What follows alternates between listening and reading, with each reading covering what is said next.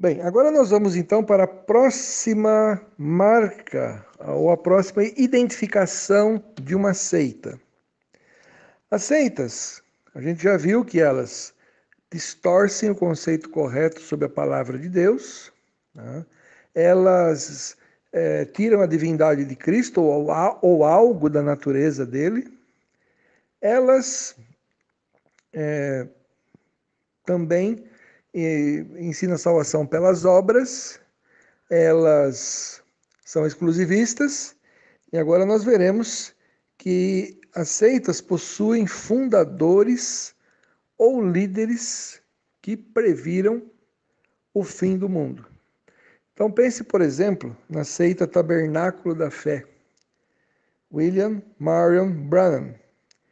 Ele é um dispensacionalista e os membros da seita Tabernáculo da Fé, eles são unicistas, eles não creem na Trindade, eles creem que o Pai e o Filho são a mesma pessoa com manifestações diferentes.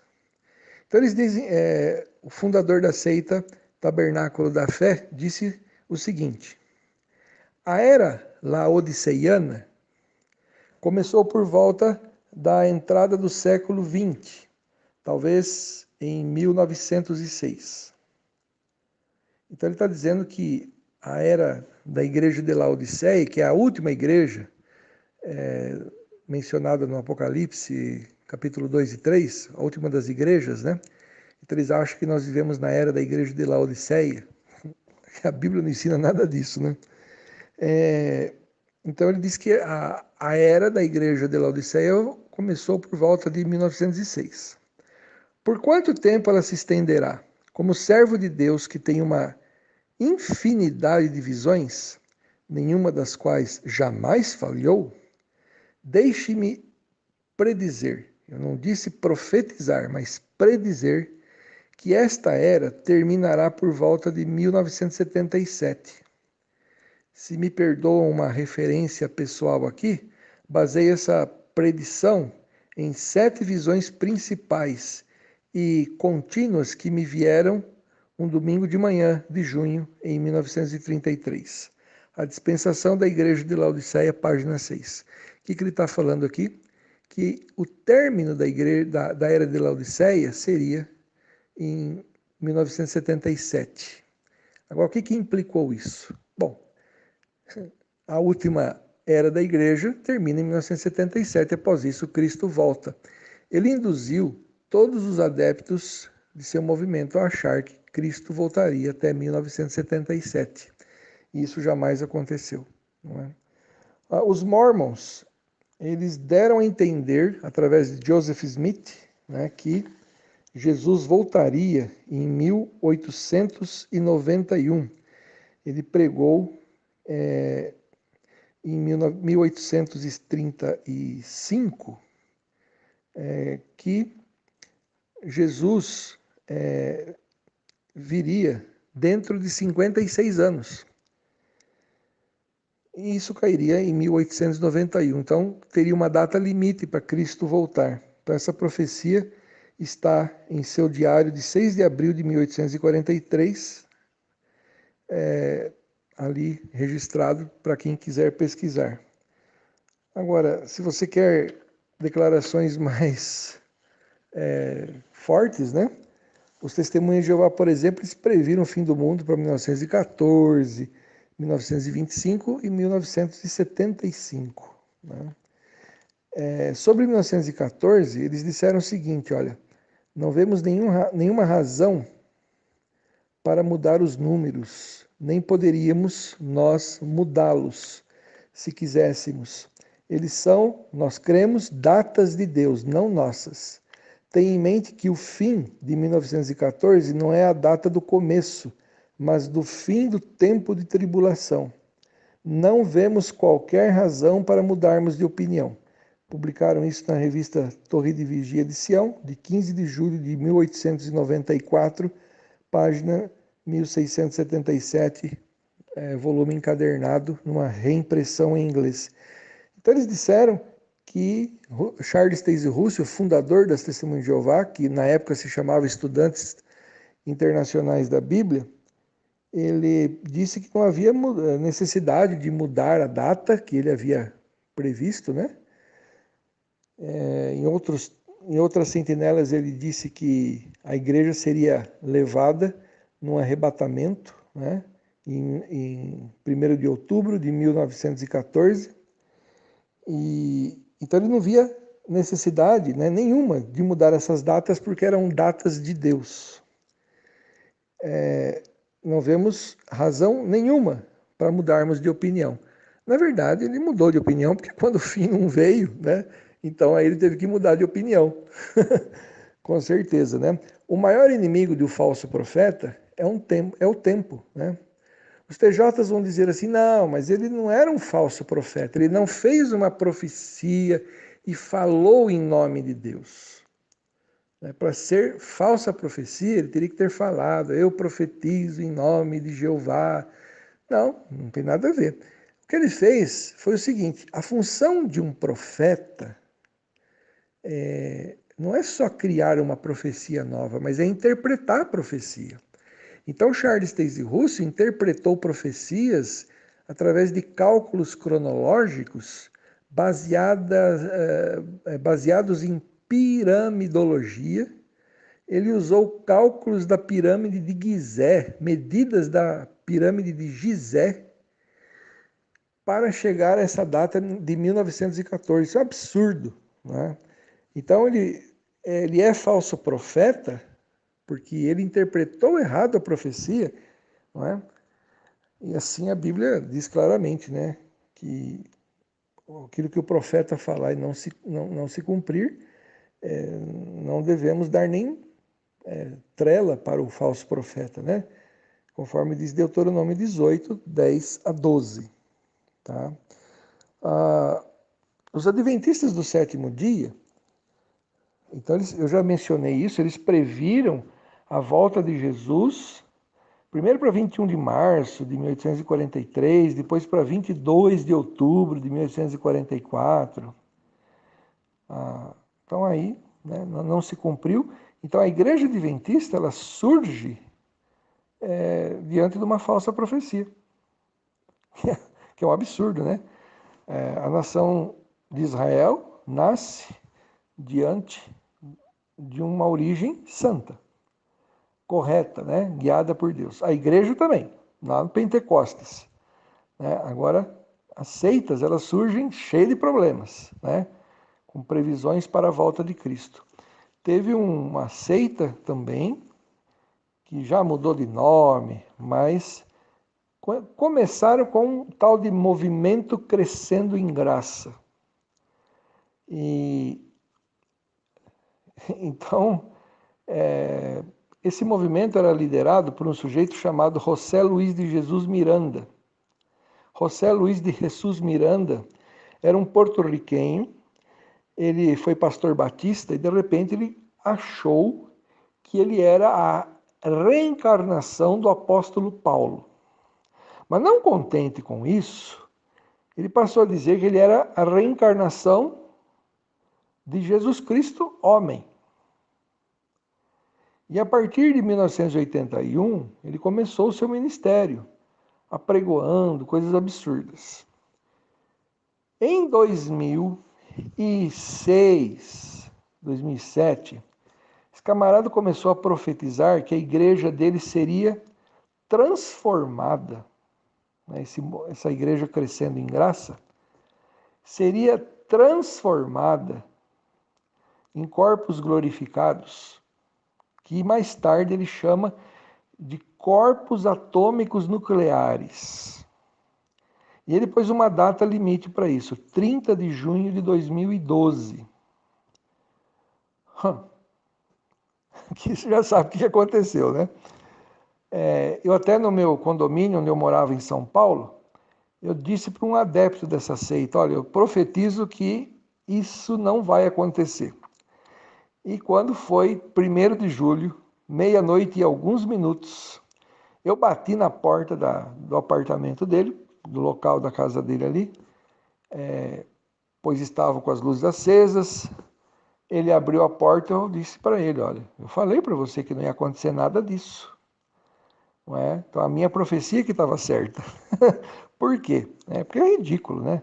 Fizeram tantos vídeos afirmando que Jesus, que ele, o próprio Jesus Miranda, né? E toda a sua igreja se tornariam em corpos atômicos nucleares. Tinham mais ou menos, no mundo, 80 a 100 mil membros. Faziam vídeos, profetizaram que o Vaticano até essa data ia ser destruído. O que acontece? Não veio nada, né? Ninguém se transformou em nada. E aí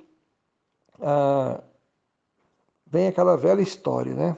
Falsa profecia. Assim como os adventistas, assim como as testemunhas de Jeová, já eu vou falar um pouquinho do adventismo, né? Esse movimento reinterpretou tudo, ó. Acertamos a data, mas erramos o acontecimento. Na verdade, esse dia 30 de junho de 2012 é uma data significativa para nós. Alguma coisa aconteceu, né? No sentido de Jesus iniciar, né, os convites para a festa de casamento com a noiva. Na verdade, ele já tinha iniciado antes. Seria o dia do casamento dele com a noiva. Mas, olha só, como na parábola das 10 virgens o noivo atrasa, então a igreja não foi transformada em corpos glorificados atômicos nucleares porque o noivo atrasou. E por incrível que pareça, alguns meses depois, esse noivo morreu de cirrose hepática. Pode um negócio desse?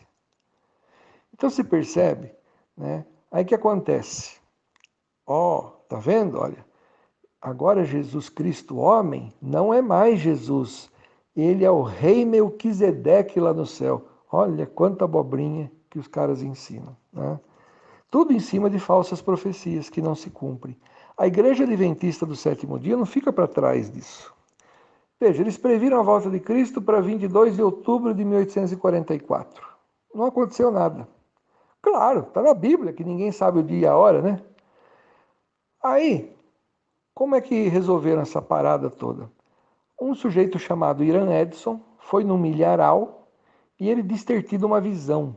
Ele olhou para o céu e viu Jesus saindo do santo e entrando no santíssimo. Aí o que Jesus começa a fazer? Então eles falam, acertamos a data, mas erramos o acontecimento. É a velha desculpa que dão. Toda seita que prediz a volta de Cristo e não acontece nada, sempre assim. Acertamos a data, erramos o acontecimento. O que aconteceu? Jesus, ele sai do santo, lá nos céus, para entrar no santíssimo.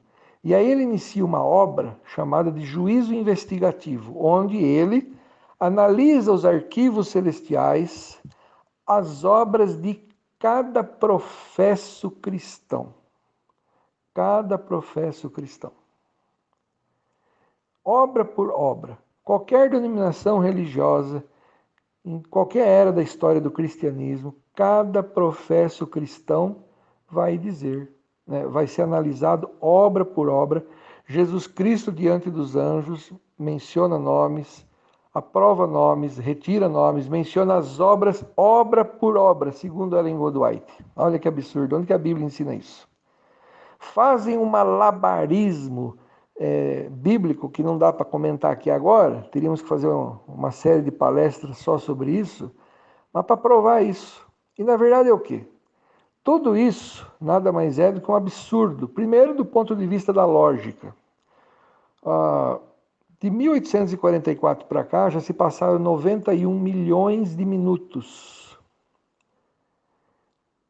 Ellen White diz que cada pessoa é mencionada obra por obra, aquelas que diziam ser cristãs. Obra por obra, e ela passa por um juízo investigativo para ver se ela é realmente cristã ou não. Os anjos ouvem, nome por nome, obra por obra de cada pessoa.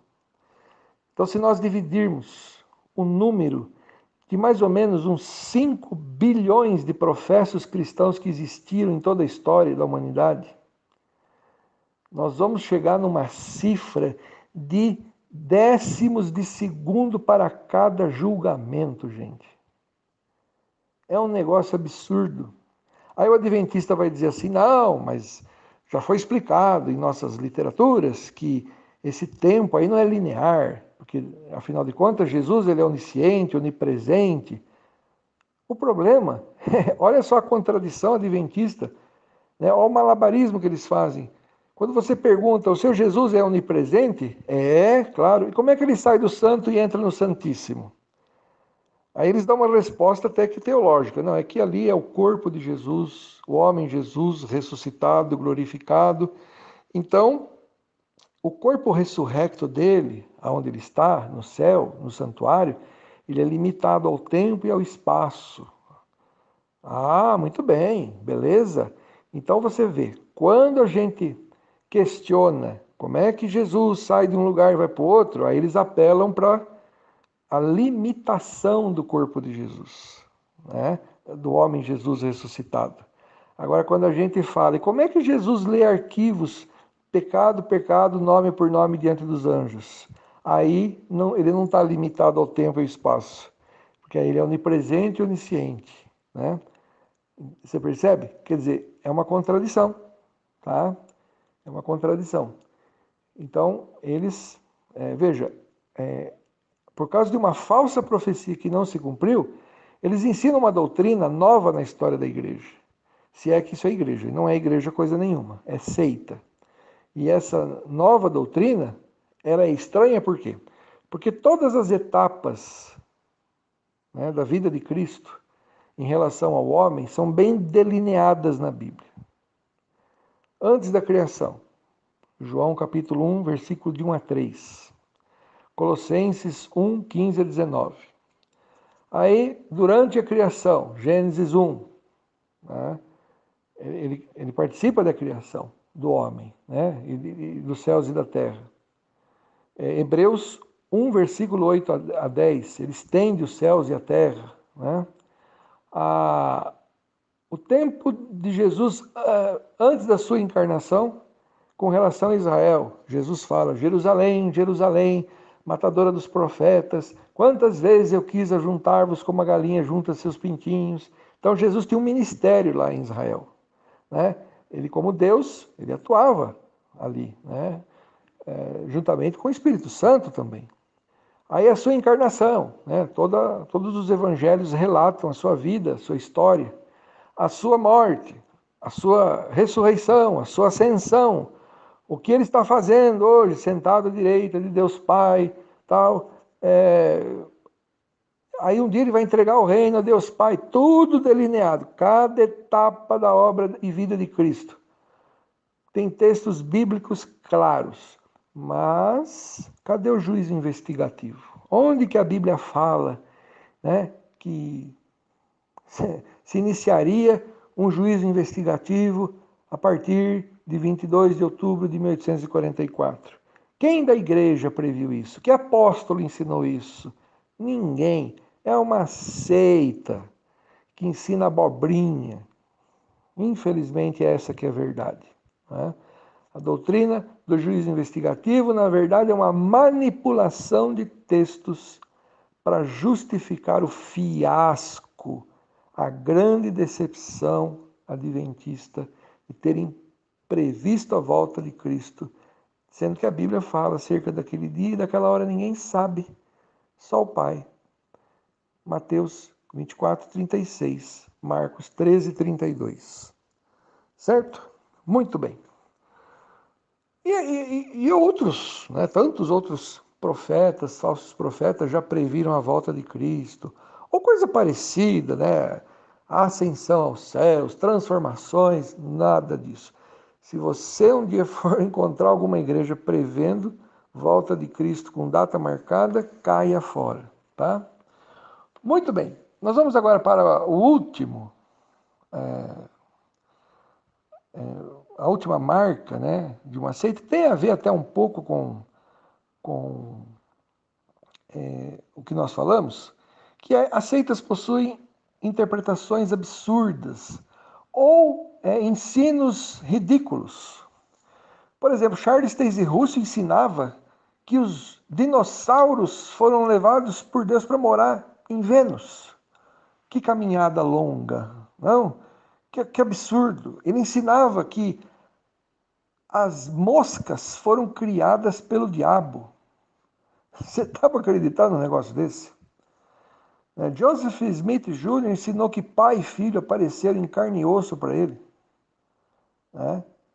Porque os mormons ensinam que hoje o pai e o filho são personagens de carne e ossos. Por isso que Moisés via Deus face a face. Olha que absurdo. Entendeu? Então, os fundadores de seitas têm ensinos polêmicos, totalmente estranhos. Não é?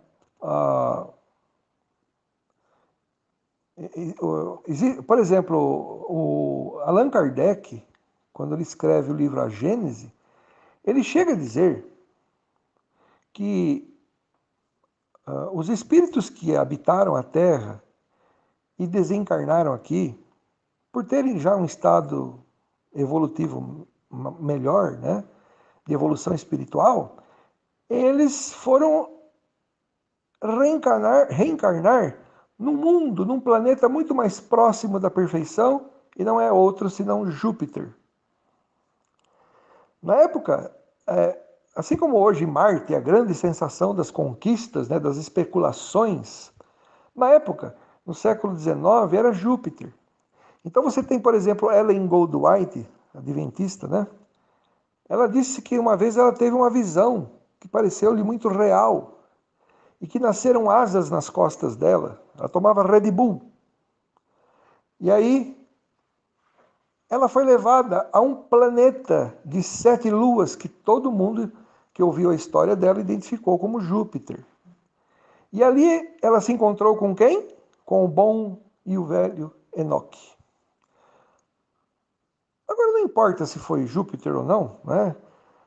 O que importa é o ensino absurdo, não é? O que Enoque estava fazendo ali? Porque ele foi, né, arrebatado, né, segundo a tradição da Bíblia, segundo o ensino bíblico, Deus o tomou. E aí então ele estava lá, nesse planeta, certo? Nesse planeta que lá, segundo os adventistas, que creem em vidas em outros planetas, eles ensinam então que a Ellen Goldwhite ensina que ela se encontrou com Enoque e ela perguntou por que as pessoas aqui são tão belas, elas parecem perfeitas? E Enoque respondeu, é que aqui não houve pecado. O primeiro casal nunca pecou, né? Então, todos os descendentes são sem pecado, não precisou Jesus Cristo ter ido lá para morrer por eles. Olha cada absurdo, tá? Por exemplo, Mateus 24, 29 fala que as estrelas dos céus cairiam.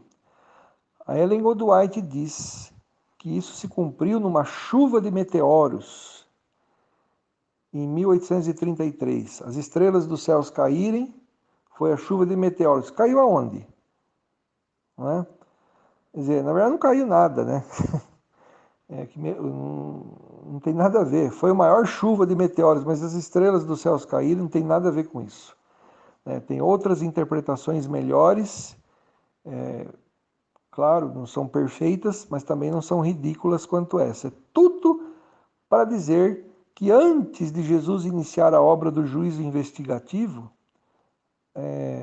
Ellen Goldwhite diz que ocorreu essa história da chuva de meteoros, cumprir Mateus 24 e 29. Né? Por exemplo, Charles Taze Russell, fundador dos Estudantes da Bíblia, que se tornou depois, né, Testemunhas de Jeová, ele se declarava o homem que lançava a mangueira d'água no inferno de fogo, porque ele não cria nem na imortalidade da alma, nem na imortalidade da alma e nem no inferno de fogo. Então são ensinos polêmicos, né? E essas seitas, eles têm ensinos assim bizarros, né? Você tem, por exemplo, o mormonismo, né, que, por exemplo, apregoa que quando, e Joseph Smith Jr., ele nunca falou disso, né, no livro dos Mormons, mas em outras obras ele fala sobre o batismo pelos mortos. Então, quando um Mormon se batiza, em outra cerimônia ele faz o batismo pelos mortos, ou seja, ele acredita que num batismo em que ele mesmo é imerso, ele menciona o nome dos seus parentes falecidos, esses parentes lá na outra, né, no outro lado da vida, eles são batizados lá e aí eles são resgatados. Quer dizer, a obra de Cristo aí nem precisava ser feita, né? Bastava uma pessoa então declarar o nome daquele que faleceu e pronto. Então você vê cada ensino maluco. As testemunhas de Jeová hoje também possuem ensinos malucos. Por exemplo, em Apocalipse capítulo 9, fala de uma estrela que cai do céu e saem gafanhotos, e sai uma grande fumaça dessa estrela que cai no céu, né? Esses gafanhotos têm caudas como escorpiões. O que tudo isso significa? Olha só que interpretação bizarra. Essa estrela que cai do céu, que se chama, que tem um nome, né? É uma estrela do mal, né? Que tem um anjo do abismo ali, né? E esse anjo do abismo se chama Apolion e Abaddon, nomes que em grego e em hebraico significam o destruidor. Os TJs dizem que é Jesus, que quando em 1914 ele começa a reinar, né? É aquela velha história, né? Profetizaram, previram a volta de Cristo para 1914, não veio, acertamos a data, erramos o acontecimento. O que aconteceu? Jesus começou a reinar lá no céu. Então ele começando a reinar lá no céu, como ele reina de lá para cá, é como se ele fosse a estrela que caísse aqui na Terra. Aí essa estrela faz um grande buraco e saem gafanhotos. Quem são os gafanhotos? São as testemunhas de Jeová, que a partir de 1914 começam a pregar zelosamente, mais especificamente em 1919, começam a pregar zelosamente o reino de Deus, né? E esses gafanhotos, segundo o texto de Apocalipse 9, eles atormentam as pessoas. Então os TJs ensinam que esse tormento é a pregação que eles fazem, né? A cristandade ouve as pregações das testemunhas de Jeová e se sentem atormentadas. Aí essa estrela, quando cai à terra, ela faz acontecer uma grande fumaça preta, né? O que essa fumaça preta quer dizer para os testemunhas de Jeová? Segundo o livro Revelação, seu grandioso clímax está próximo. Essa grande fumaça preta significa que a coisa ficou preta para a cristandade por causa da pregação das testemunhas de Jeová. Pode um negócio desse? Você imagina João tendo uma visão de uma estrela maligna que cai à terra e sai uma fumaça, e João teve o trabalho de escrever que essa estrela faz uma grande fumaça negra sair para simbolizar que a coisa ficou preta para a cristandade, gente. Que absurda essa interpretação. As seitas realmente têm ensinos malucos, né? E como se não bastasse, o texto de Apocalipse fala que esses gafanhotos possuem caudas de escorpiões. Aí o clímax de revelação, lá, o livro das TJs, ensina que essas caudas de gafanhoto significam o quê? A cauda do gafanhoto fica do lado de trás dele, né? Então, significa toda a literatura que as testemunhas de Jeová deixou para trás, nas mãos das pessoas, para aferroar elas com o veneno da palavra de Deus, para colocar essas pessoas em maus lençóis e para declarar mensagens de julgamento. Que ridículo, gente! Quanta coisa errada, quanto absurdo, pessoal. Você tem, por exemplo, a seita Tabernáculo da Fé. Eles ensinam que Adão, né? Foi tentado por uma serpente que tinha 3 metros e 60 centímetros de altura. Da onde eles tiraram isso? Né?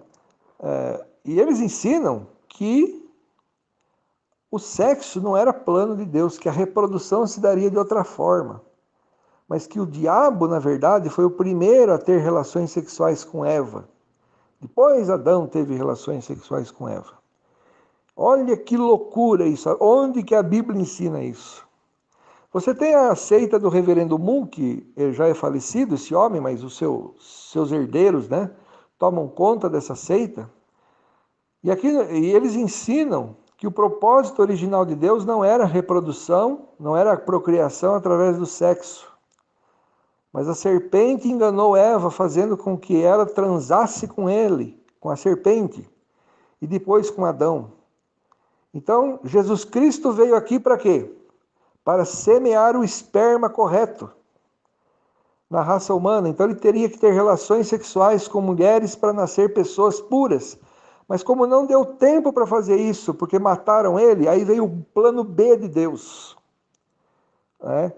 Aí Jesus morreu pela humanidade, para que pessoas pudessem ser salvas e espiritualmente ter essa semente pura. E hoje, né, quando em nossos tempos esse Cristo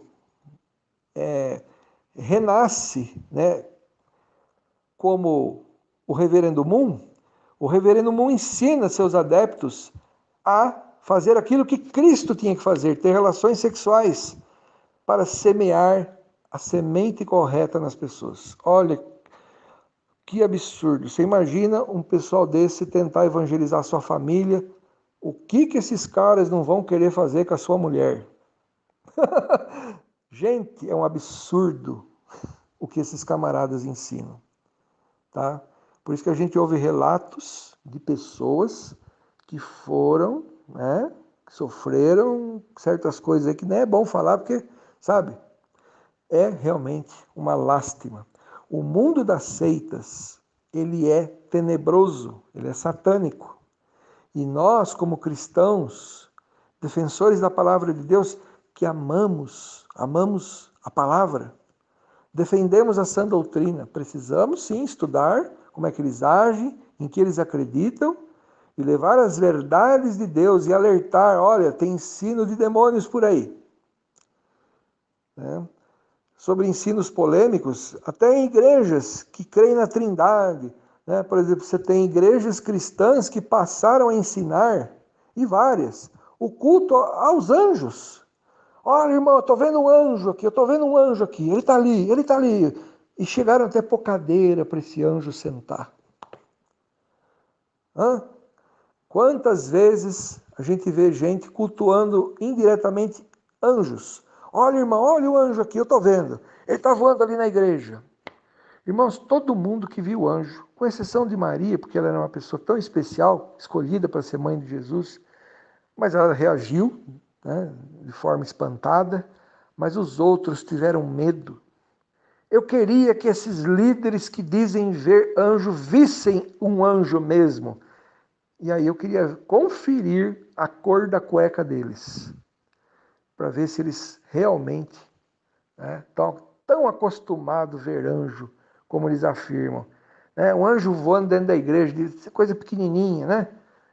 Queria que eles vissem um anjo, né? De fato, para ver qual a reação dessa gente. Outros chegaram a ensinar a troca do anjo. O que é isso, gente?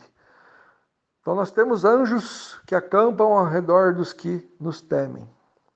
E um grande líder religioso que ensinou que anjos cuidavam da vida dele, da casa dele, naquela semana, esta casa desse grande líder religioso foi assaltada, levaram quase tudo. O que esse líder religioso, né, falou para a igreja depois que o roubo à sua casa foi noticiado? Ele disse assim: Deus, em nome de Jesus, na autoridade de Jesus, eu ordeno a troca dos anjos que guardavam a minha casa. Você imagina, o desemprego já chegou até no céu dessa turma, gente. Entendeu? Então, vamos tomar cuidado, vamos conhecer a palavra de Deus. A melhor forma, de fato, para refutar heresias é conhecer a sã doutrina a fundo. Mas nós vamos ser obrigados a conhecer o que as seitas ensinam, para poder mostrar para as pessoas o erro deles. Porque muitas vezes as seitas, elas reinterpretam a sã doutrina para encaixar a sã doutrina dentro da interpretação deles. Tá bom? Muito bem, que Deus abençoe a sua vida. Nós terminamos aqui então o nosso estudo que fala a respeito do motivo, né? Por que é importante conhecermos seitas, quais são as marcas de uma seita, tá? Então, nós vimos várias marcas. Elas manipulam o conceito correto das Escrituras, tiram algo da vida de Jesus, tiram até do Espírito Santo, eu não mencionei isso, mas os testemunhas de Jeová, por exemplo, negam que o Espírito Santo seja um ser pessoal e o transforma numa força ativa. A Bíblia não ensina isso em lugar nenhum, né? As seitas, elas ensinam salvação pelas obras, as seitas são exclusivistas, elas preveem volta de Cristo, fazem as suas profetadas, e têm ensinos aberrantes, que a gente até acaba dando risada quando estuda essas coisas. Se você perceber que um novo grupo religioso tem uma característica assim, tome cuidado, porque podem não ser nossos irmãos em Cristo. Que Deus abençoe a nossa vida, que tenhamos intimidade com a palavra de Deus e que busquemos a orientação do Espírito Santo de Deus para abordar os adeptos de seitas e levar o verdadeiro evangelho de Cristo Jesus para eles. Que Deus nos abençoe e nos capacite. Em nome de Jesus, amém.